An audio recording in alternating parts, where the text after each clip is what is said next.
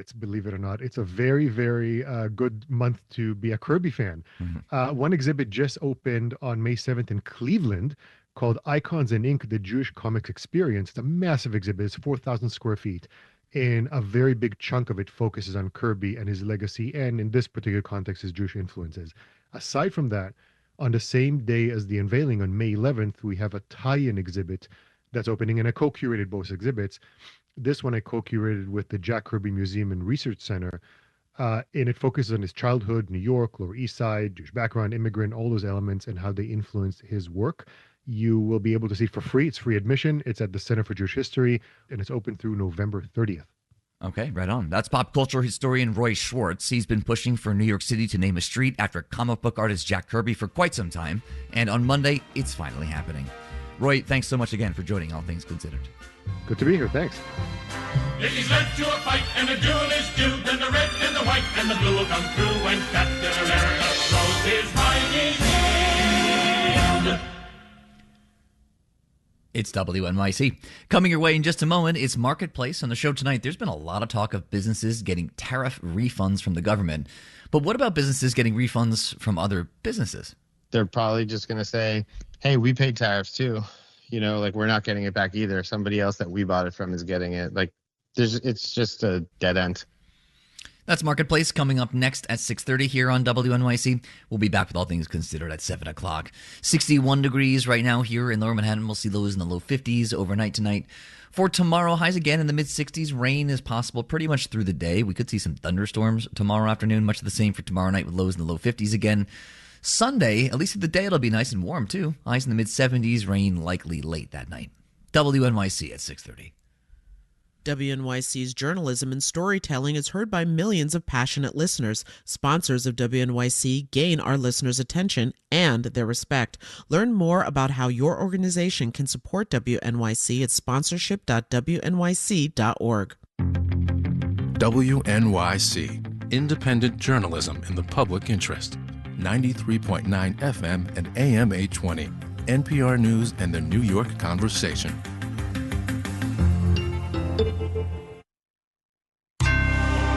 Marketplace is supported by GEP. With GEP Key Agentic AI and GEP Smart Software, GEP is at the forefront in agentic procurement orchestration and autonomous supply chains. On this Friday, some jobs, a dash of tariffs, aviation, and we'll play some mahjong. From American Public Media, this is Marketplace.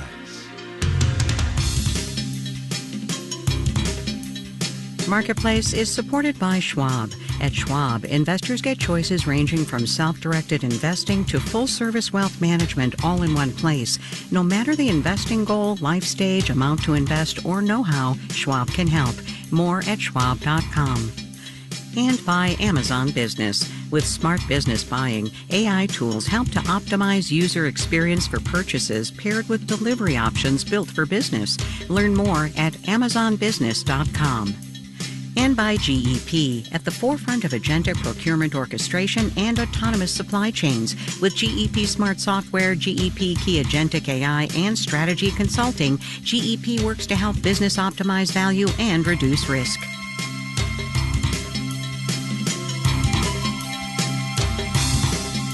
In Los Angeles, I'm Kai Ryssdal. It is Friday today, May the 8th. Good as always to have you along, everybody. All right, 7 minutes. This whole economy and what the heck is going on. Let's see if we can do it. Heather Long is at Navy Federal Credit Union. Greg Ip is at the Wall Street Journal. Hey, you two. Hey, Kai. Hi, Kai. All right, Heather, you get the first bite at the apple here. 115,000 new jobs in this economy in the month of April. The rate stayed steady at 4.3%. Discuss, please.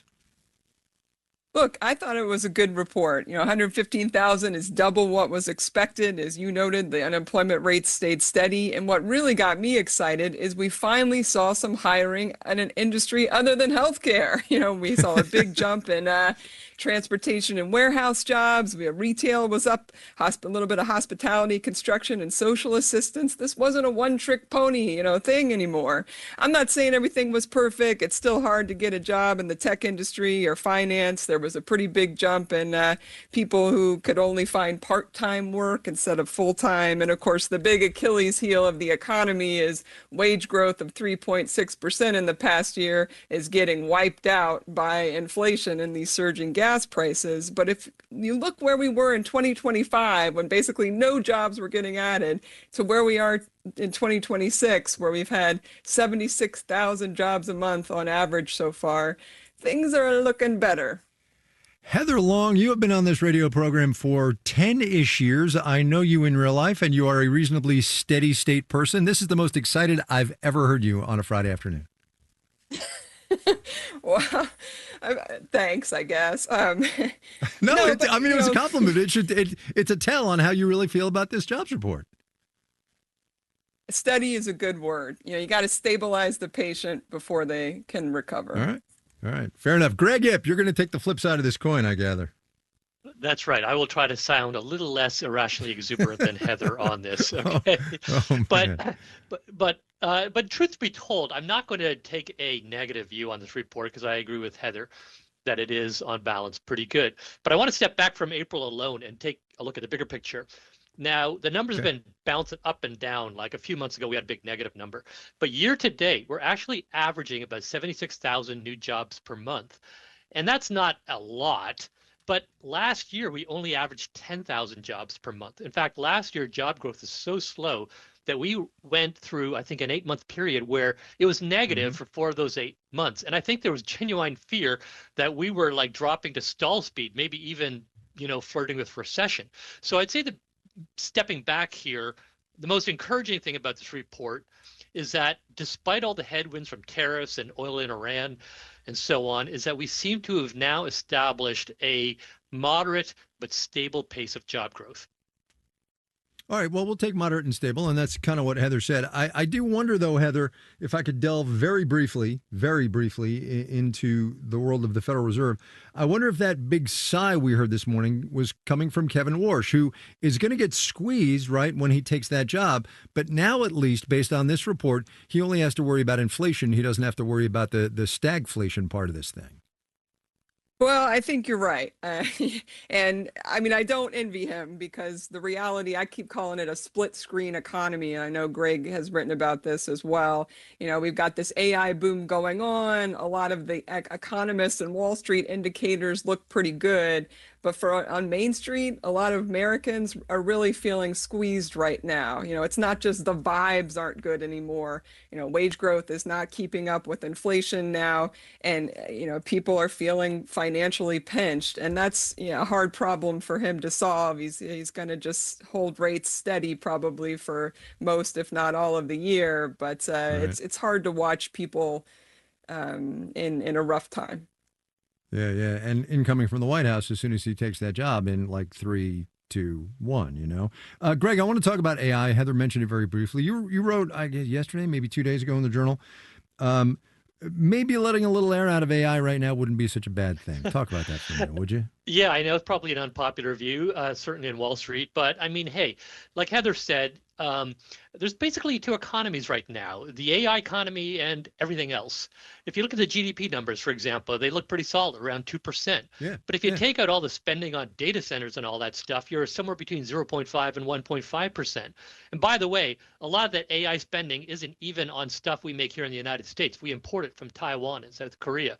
You look at the stock market, right?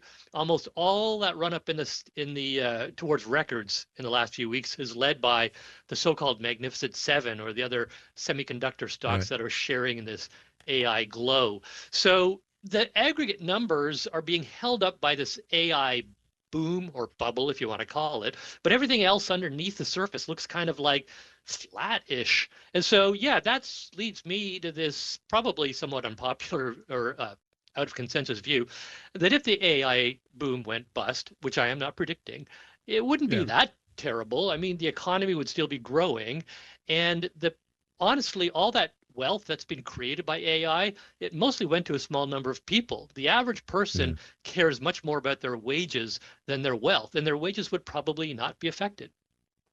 So let's talk then, Heather, and you get 30 seconds and then Greg get 30 seconds on what we can extrapolate from today's jobs report and cranky consumers, but the market's doing well. Lay it crystal ball the next 6 months for me. I think it's more of the same of the split screen economy that we've both been talking about. But here's my but. I think there's going to be more belt tightening as we move throughout the year. It's just an economic reality that, say, the middle class right now still has some money left from those larger tax refunds, but about half of it's been eaten up now by the higher gas prices, and that money doesn't last forever. And by the end of the summer, it'll probably be gone. And then people have to make hard choices, like a lot of moderate income families are having to make right now. So I think you get a little bit of pullback. And frankly, all those companies can't spend on AI forever. They're also going to have to do some belt tightening in 2027. Greg, the last 30 seconds goes to you. Yeah, go ahead. Yeah. So I'm pretty, optimistic, I think, about the rest of the year, especially given that we seem to have the job creation machine kicking in again. Now, I'd say the big asterisk in that picture, though, is the situation in Iran and with oil. Yep. And ever since this war began back at the end of February, the assumption by economists and most experts is that it would be brief and then oil would fall back from 100 a barrel to like 80, 70 or 60. And that's not happened. And people have gotten more negative about that. And so that's what makes me a little bit nervous, is that the longer we go without a real resolution to this problem, the bigger the burden on consumers and the harder it will be for the economy to grow at a decent rate. Indeed. Greg Hipp at the Wall Street Journal. Heather Long, she's chief economist at Navy Federal. Thanks, you two. Thanks. Bye, Kai. Have a nice weekend. Wall Street today, 2 words, gang, 2 little words. Word 1 is record. Word 2 is highs. Here are 10 more words. If you're counting, we will have the details when we do the numbers.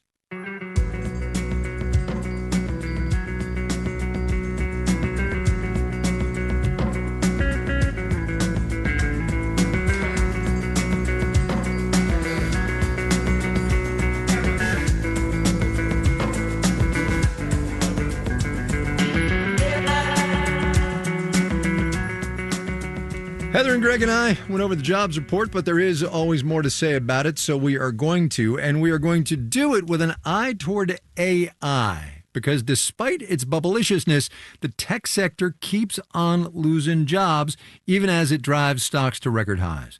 The Bureau of Labor Statistics says employment in information, that's their word, information jobs, which is a pretty good proxy for the tech sector, that is down 11% from its peak back in 2022. And there has been a pretty steady drumbeat of layoff announcements, often explicitly tied to AI. Marketplace's Megan McCarty-Carino makes sense of it all for us. This week, Cloudflare, Coinbase, and PayPal announced job cuts after mass layoffs at Meta, Microsoft, Oracle, and Amazon earlier this year.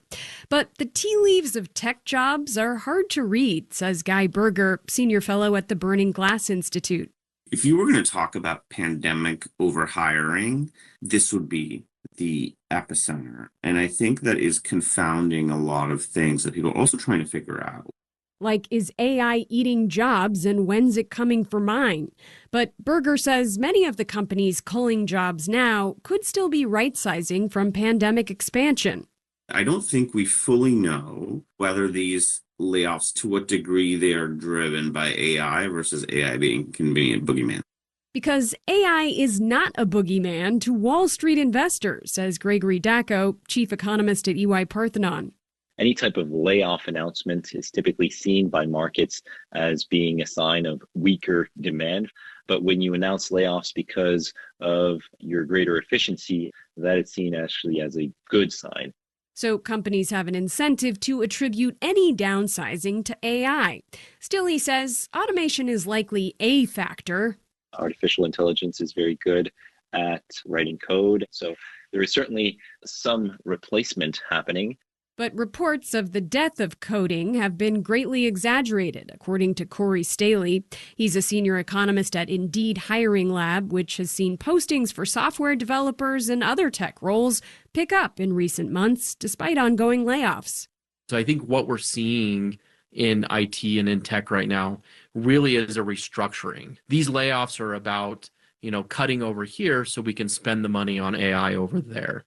Though much of the hundreds of billions of dollars are going towards steel and silicon rather than staffing.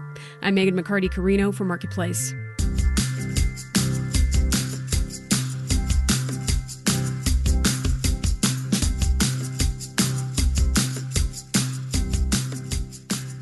President Trump's legal losing streak on his tariffs continues. Yesterday afternoon, the Court of International Trade struck down his workaround at raising import taxes following the Supreme Court's ruling that his tariff palooza of last April was illegal.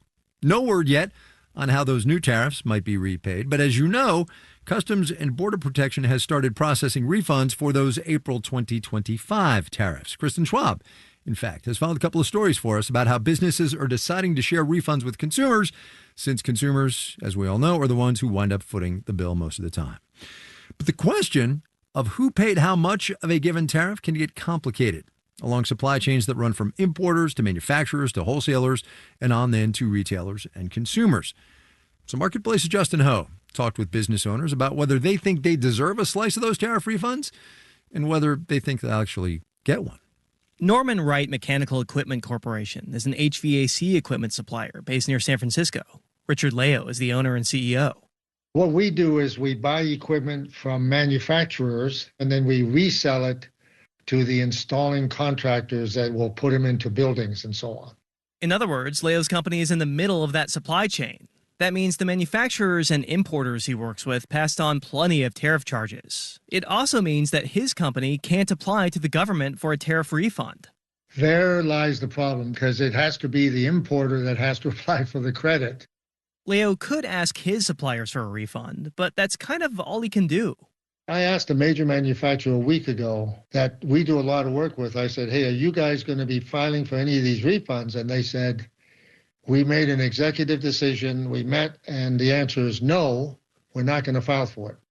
Plenty of companies are deciding to go for the money. We did file immediately on the first day of the filing.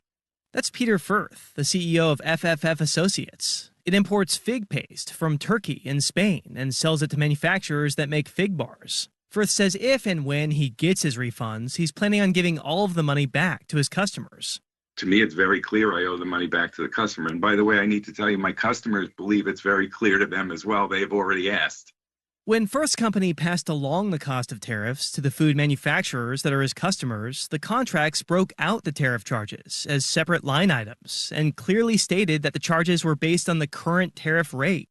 And if it's based on the current tariff rate, if the tariff is struck down, then it seems obvious to us that it's owed back to them. But not every business spelled out tariff charges so clearly. Many simply raised prices, and customers paid them. Rachel Brewster is a law professor at Duke. If you just agree to pay a price for a good, then, it's not clear that you have any legal entitlement to get that tariff back. Brewster says in those cases, businesses are going to decide whether to share refunds with their customers based on their relationship. Who has the most bargaining power in the relationship? How long standing is the business? How many competitors are there out there? Businesses that do have a lot of competition might be more inclined to share tariff refunds. Lyman Munson is the president of SL Munson & Company, which imports metalworking tools from Europe. He says in most cases, he baked the cost of tariffs into his prices. So in terms of a refund, I don't think we have any responsibility to do that. But Munson knows his customers have plenty of other tool suppliers they can work with, so he's open to sharing the refunds. If they want to come back and look at this again, I certainly want to do it. It takes a long time to build a customer relationship. It doesn't take long to disassemble it. But not every business has the leverage to ask for a tariff refund. Basically, we don't have any power in the situation. That's Spiro Papadopoulos. He runs Schlau Restaurant Group, which owns 7 restaurants in several states. He says tariffs have raised the prices he's paid for tables, takeout containers, and other supplies and equipment. But the supply chains for those kinds of goods are so long that if Papadopoulos were to ask his supplier for some of that tariff money back, they're probably just going to say, hey, we paid tariffs too. We're not getting it back either. Somebody else that we bought it from is getting it. It's just a dead end. Papadopoulos says at the end of the day, tariffs are still pushing up his costs and pushing up the prices he charges his customers. I'm Justin Ho for Marketplace.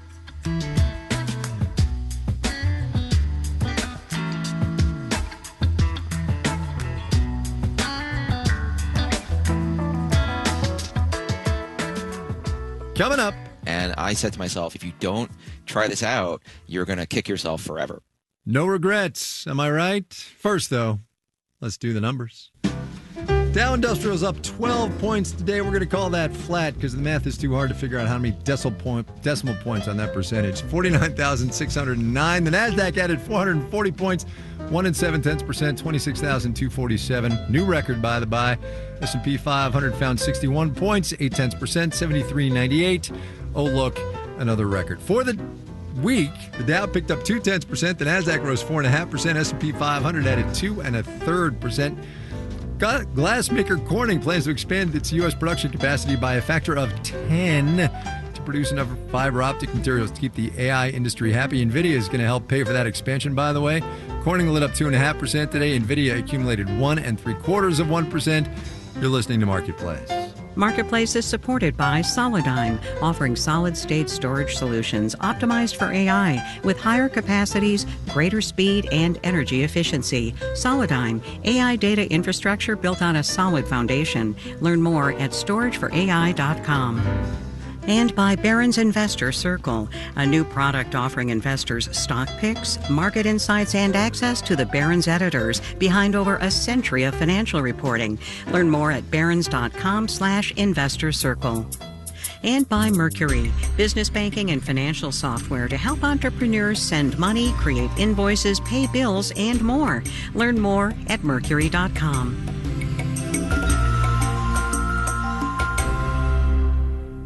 WNYC is so much more than a radio station. We're a local newsroom. Questions about how to address affordability issues are front and center now in New York City. A home for musical experimentation. In a moment, music for the old Farfisa organ. I'm John Schaefer, and you're listening to New Sounds. A podcast powerhouse. You're listening to Radio Lab. Find the best of us all in one place at the all-new WNYC.org. WNYC is supported by Swan Galleries with modern and post-war art at auction on May 14th with a painting of Tenements Mid-Demolition by New York artist Charles Alston, works by abstract expressionists and European modernists. Information at swangalleries.com. You're listening to Marketplace on WNYC. In the 7 o'clock hour of All Things Considered, when Spirit Airlines stopped flying last weekend, it left more than 90 planes scattered across the country. We'll find out what happens to them and more at 7 o'clock. Stay tuned. This is Marketplace. I'm Kai Ryssdal. Spirit Airlines has been gone all of, 6 days now? So these are still very early days. But there are very real economic consequences when airlines shut down, most particularly around hub airports, which for Spirit was Fort Lauderdale Hollywood International down in South Florida. And I'll tell you what, Cleveland, Ohio can relate. A big merger took it out of the hub game back in 2010. So Marketplace's Kelly Wells asked some of her Cleveland area neighbors what might be in South Florida's future. Michael Goldberg remembers life back when Cleveland was a hub for Continental Airlines. He's a professor in the School of Management at Case Western Reserve University. It feels like you're kind of on the map as a significant metro area when you have sports teams and when you're an airline hub. But then in 2010, after the Cleveland Browns placed last in their division again, Continental merged with United Airlines. That meant United now had hubs in D.C. and Chicago and Newark and Cleveland. It didn't really need all of those, so 4 years later, Cleveland got axed. The number of direct flights into our airport started decreasing, and that led to a whole bunch of challenges. The airport lost dozens of nonstop flights. It shut down its fourth and shiniest and newest concourse. 12 years later, it's still empty. And Clevelanders still talk about how air travel was better back before United bailed. There's a certain ding to your civic pride that I think carries with us. The Fort Lauderdale Hollywood area could be facing a similar fate. Dan Lindblade runs the Greater Fort Lauderdale Chamber of Commerce. I'm very concerned anytime we lose a homegrown company and they go under and they're the size of Spirit, it'll take the wind out of your sails. The airline employed 4,000 people in the area. It's too early to say what'll happen to the number of flights or direct connections long term, and at least for now, the rest of the airlines are picking up flights. JetBlue's picking up routes. Southwest is picking up routes. A similar thing happened to Cleveland, which led to one shiny silver lining. Fares went down considerably. Baiju Shah leads the Greater Cleveland Partnership, the regional chamber of commerce. The market became much more competitive to serve because more airlines were serving it, and the average fares went down dramatically because of the competition. Now, Cleveland's story and Fort Lauderdale's aren't apples to apples. For one thing, United was the high-cost carrier, not the low-cost carrier. And so when they liberated gates, fares went down. Fares could go up in Fort Lauderdale. And for another, Fort Lauderdale Hollywood Airport has competition 30 miles away, the much larger Miami International. Cleveland doesn't have that kind of competition. But South Florida definitely beats Cleveland as a spring break or beach vacation destination. Passenger volume is significant. It's a business and a leisure destination, maybe heavier on the leisure side of it. I think they're going to be fine. In the end, Cleveland's airport is serving more passengers now than it did before the merger, even though it has fewer nonstops. Frontier recently added flights, and United didn't disappear. It still flies to the airport more than any other airline. I'm Kaylee Wells for Marketplace.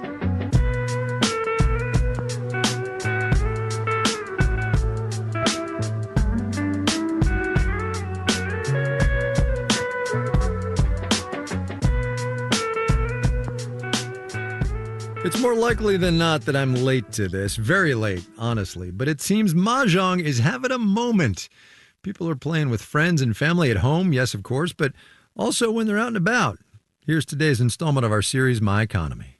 My name is David Bresnick. I run Sparrow's Nest Studio, and we are a Mahjong parlor in Midtown Manhattan at 35 West 35th. Mahjong is a classic card game primarily played with tiles, and it's a hand-building game where 4 players are in a race to get their hand into the right shape. First one to the right shape is the winner.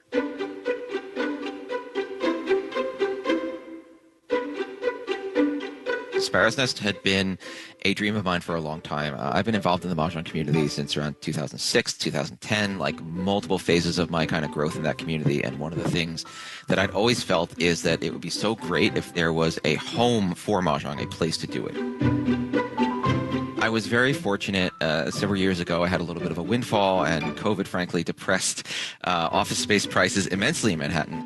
And I said to myself, if you don't try this out, you're going to kick yourself forever.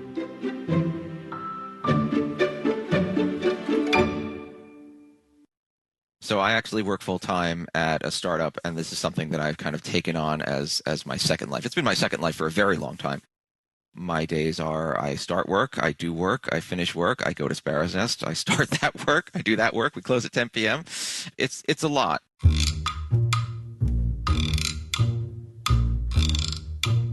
We actually just raised our prices a little bit because we moved into a new space, because expenses have gone up, and because, frankly, our original prices were quite the bargain. But hourly right now, it is $8 per person per hour, and that translates into $32 for a table per hour. Honestly, if we had stayed in our old space, we would have been sustainable. We would have definitely been on track to even make a profit as a business for this year. Moving to the larger space has opened a lot of doors. It's gotten a lot of people in. It's done a lot of stuff for us, but it's also a lot more rent. So now we're moving back towards sustainability. And again, I consider myself very fortunate to be able to just shovel money into this like crazy to get it to work maybe faster than it otherwise would.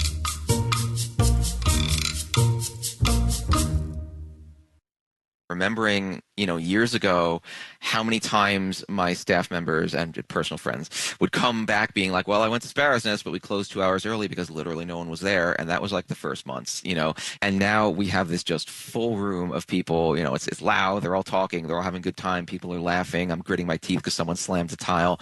But it's that moment of it's actually happening. And it's just such an immense feeling of gratitude and relief a little bit. And just here we are. David Bresnick, Sparrow's Nest Studio, New York, if you're looking to get in on a game. Whether it's Mahjong or something else, let us know what keeps you going. Would you? Marketplace.org/myeconomy.